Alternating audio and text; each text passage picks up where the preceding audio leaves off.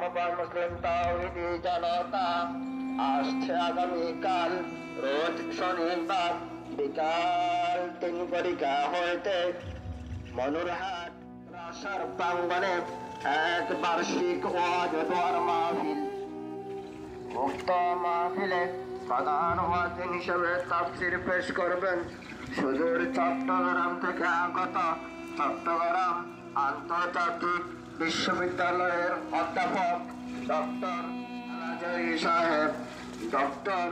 আল আজহারী সাহেব।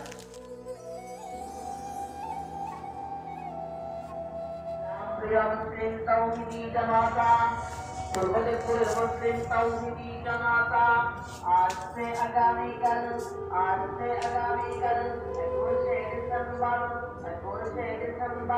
রোজ শনিবার বেলা 3 হইতে আপনাদের সুপরিচিত মার্কাজ, আপনাদের সুপরিচিত দ্বীন শিক্ষা প্রতিষ্ঠান ঐতিহ্যবাহী এলনাবাদ রওজাতুল আতফাল